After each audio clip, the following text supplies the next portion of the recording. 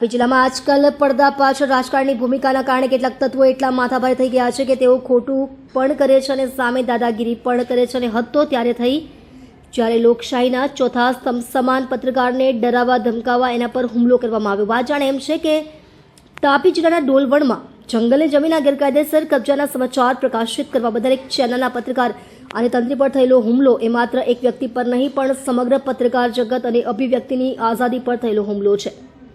શું હતી સમગ્ર ઘટના? મળતી માહિતી મુજબ જંગલી જમીન પર ચાલી રહેલા કાળા કારોબાર અને ગેરકાયદેસર કબજાને પત્રકાર વિરલ મહેશભાઈ ચૌધરીએ મીડિયાના માધ્યમથી ઉજાગર કર્યો હતો। આ સત્ય બહાર આવતા જ સત્તાના નશામાં બનેલા તત્વો ફફડી ઉઠ્યા હતા। આજે વહેલી સવારે પત્રકારના ઘરે 40-50 સામાજિક તત્વોના ટોળાએ હુમલો કર્યો હતો। તંત્રીના ઘરે ઉનાઈમાં હલ્લો કર્યો હતો। ત્યારબાદ પત્રકારના ઘરે જઈને હાજર ન હોવાથી આ ટોળું રોષે ભરાયું હતું અને ત્યારબાદ પત્રકારને ડોલવાણ માર્કેટ પાસે બોલાવી રાકેશ ફતેહસિંહ ચૌધરી અને તેના સાથીઓએ વિરલ ચૌધરી પર હિંસક હુમલો કરી ઝપાઝપી કરી હતી।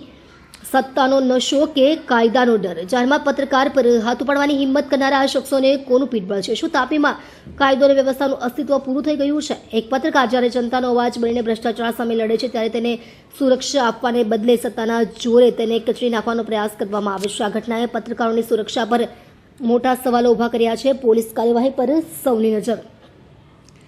આ મામલે હાલ એસપી તાપી અને ડોલવાણ પોલીસ સ્ટેશનમાં લેખિત ફરિયાદ કરવામાં આવી છે। પત્રકાર સંગઠનોમાં આ ઘટનાને લઈને ભારે રોષ જોવા મળી રહ્યો છે। જો પોલીસ તંત્ર આ ગુંડા તત્વો સામે કડકમાં કડક કાર્યવાહી નહીં કરે તો આવનારા દિવસોમાં લોકશાહીનું અસ્તિત્વ જોખમમાં મુકાઈ શકે છે।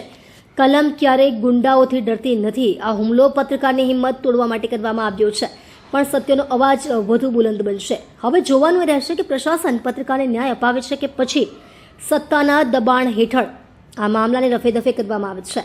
અહીં વન વિભાગ તાપીની ભૂમિકા પણ શંકાના દાયરામાં છે। શું તેઓ આંખાડા કામ કરીને ગેરકાયદેસર જંગલ પર કબજો કરવા દઈ રહ્યા છે કે પછી એમને પણ મલાઈ મળી ગઈ છે? એ તપાસનો વિષય। આ ઘટનાને લઈ આવનાર સમયમાં પત્રકારો આવા અનેક લોકોને ખુલ્લા પાડશે અને સત્ય માટે અંત સુધી લડી લેવાના મૂડમાં દેખાઈ રહ્યા છે। ત્યારે પબ્લિક તરીકે આપ આ ઘટના અંગે શું કહેવા માંગો છો? કોમેન્ટમાં જરૂરથી લખજો। ડૉક્ટર બિંદેશ્વરી શાહ, તાપી।